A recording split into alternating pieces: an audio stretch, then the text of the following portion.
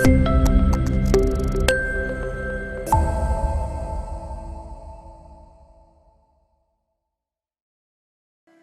K.P. Krishnan sir, distinguished fellow panelists, and my dear friends. To speak at the end is very easy. I promise not to repeat and finish in time. We have seen, let me show in the local context what water means in Karnataka. We are a technical NGO last 2 decades. Beyond advocacy and training, we are into implementation support. Initial photos will appear to be quite disturbing, but in the end, I would also speak of some good hope. Let's see some photos and challenges what faces this sector and what makes a good PPP and what can we do. In this hall, there are people representing policymakers, then the utilities, then the engineers. So water scarcity is real.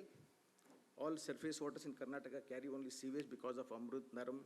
Lot of money being spent. Groundwater is nearly going 1,000 feet, 1,200. Cities struggle for water. Happy when I see water, but then all of a sudden the water is not there. I don't know why. Excess water brings in traffic congestion, overflowing roads. So in the end, one word we forgot, which is safe word. Our duty was to provide safe drinking water, so also the safe disposal, which meant a good sanitation practice. And this particular water had 2 critical characteristics. One was use of water we know, but did not focus on the reuse, but the micro watershed, the building development, the urban growth, and planning right from the watershed up to a river basin management, something I think would not lay much focus. So let's look at water availability. Quality is extremely critical. Pressure, if you are dealing with the drinking water supply, then I would also speak of pressure now. Whenever I see water in urban areas, I struggle to find which water am I seeing. Is it drinking water? Is it storm water supposed to carry only during runoff? Or it is sewage? Or is it something groundwater? So everything comes in a mix. And now if I want to compartmentalize and then speak of water, then I should be very clear which water am I speaking about. Let's see the photos. Our ancestors were pretty smart. Now we want to become again smart. Look at the way they took care of water as a resource. It was all in their neighborhood. We didn't have so many rivers flowing by. And this is what we have now. All the lakes which were man-made, which were supposed to cater to drinking water requirements and the cattle. Of course, agriculture activity to a limited extent. Today are all carrying nutrient-rich water now, mainly because of the domestic sewage, the effluents from industries. And what do you find? Lot of nitrogen, phosphorus, and rivers, streams, lakes does not make any difference. This photo I thought was earlier only relevant to Kutch and Gujarat, and today Karnataka also looks same. This is interesting. The brass tap I am saying is not to ensure that it is not stolen or theft. They knew how to not waste water when they were out of home. Papa kilyak hokkidro. They should simply lock and go whenever they were out of home. The biggest trouble that engineers had was when the introduction of PVC pipe came. Very easy to lay, very easy to join, but also very easy to put a hole. Now we don't know why the pressure went, and whoever had a sump, had a pump, had a tank over it, then had a filter at home because of quality. Who did not have had some arrangement like this, never had a tap, he doesn't know when the water comes. One who did not have dug a small pit, again the pressure fell down, again went down, finally put a pump. So we thought to ensure quality, let's have a Shuddha Neer in Ghataka, where they will pay and collect, they will not waste water. Then I had the stormwater drains now. We don't know where the drains are. All of a sudden they become in a very congested narrow lane, and the sewage, the big problem now. All the stormwater drains designed for whatever purpose carry all around the year. The discharge directly from the household, sometimes overflowing from the manholes. Where did we lay our manholes and sewers? Essentially were in the same drainage lines that were there, and very difficult. Now you have the construction debris also now. So whoever wants to talk of water has to now take care of the solid waste, construction debris, and very lack of space that is there makes any engineer to plan for water very, very difficult. Then you have waterlogging areas. Then you have the fecal sludge now. Where does this go? 30% is not covered, so they suck from the septic tanks, and where do they? They may also go into the drains, rivers, wherever. Now there are some challenges for the private sector now.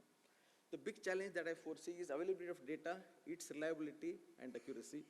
So contract structuring is extremely difficult, bidding process is difficult. That's the reason why many companies fail to participate. Other is eligibility criteria. Finance sustainability is real. very difficult to make the two ends meet. You can have annuity system, hybrid annuity, they're all good elsewhere, but in India makes it very difficult. The perception of people and government are very different when it comes to level of service and making them pay for it. And now there are NGT orders now, PILs are there, and now they're asking for new stringent standards for discharge, which are even higher than America. Phosphorus 1 milligram per liter, America 2 milligram, but how do we do it? How much does it cost? Now there is a compulsion to embrace new technologies which are cost effective and scalable and sustainable now.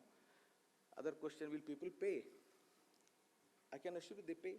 Hubli Dharwad, they have paid us for garbage. They segregated garbage in slums. They paid us money for collection. So what did we do? IEC is ours, collection is ours, transportation is ours, resource recovery is also ours. So I feel public services also they would possibly play, but the service has to be really reliable. Now what makes a successful PPP? Again, come back to the same word, safe water, safe disposal. And for a long time, I think we built, abandoned, and rebuilt. So there was a new word they captioned, BAR. We have fairly neglected the operational maintenance for a variety of reasons. The capacity within the public utilities and also the private sector seems to be quite limited. So there are some question marks whether we talk of smart cities success or part success. Again, goes back to what do people expect? We have so many stakeholders, each has their own expectations of what smartness would mean and what their cities are entitled to, number one.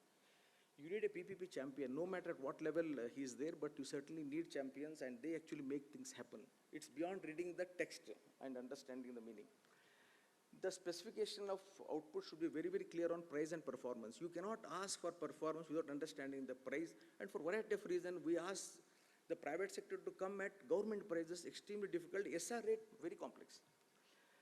We have to be flexible in accepting new innovations. So we come up with innovations and decision making becomes a problem. Then they put conditions as your turnover should be 15 crores. How can there be 15 crore innovation? If you ask, then only civil contractor class 1 will come. So very difficult for him to bring in innovations. Risk sharing has to be appropriate, quite balanced contracts we need. And whatever we do, there should be value for money in the end. We have never told what does it cost to provide services. It's remained a mystery for us. So it's very difficult to even charge for services. People pay for mobile, they pay for cable connection, but he's able to put a cost and say this is what it means, and there is a regulator who fixes the price. So this is my last slide, what to do. There is only one water. We don't need to speak anymore of groundwater, surface water. We can stick to one water as an emerging concept for holistic and sustainable crisis management. So what do? See the water, see for what purpose it is likely to be used. Stick to only managing it, treatment it, and meet only those standards. Maybe that is cost effective and doable. Villages are coming up with water security plan. If water goes, then the livelihood goes, the agriculture practice goes, and what do? Cities have problems, where will villagers go? So we are talking of water security planning, which is part of NGIMS that the government is wanting under AVI program. I think urban also we need safe water security plan. All that we need to do, spell out what is the obligation of the service provider and that of the recipient, and pay for services. IWMR is really good. Lot of opportunities for the private sector for optimization and green infrastructure, and in the end, institution-wise, I think if you can have an integrated water management institution, that will be really good. I end with one request. Can our state have a state water policy soon? National water policy came in 2012. We are yet to come up with our policy. Now, sir is talking about 2020 vision. So I end with that one note with a profound hope that there is a lot of scope for the private sector. And if you are able to understand the nitty-gritty of the decision making, and we have been a beneficiary of this, our organization and another 4 commercial organizations, we have immensely benefited by the opening up of the private sector. So I thank you all once again for a very patient hearing.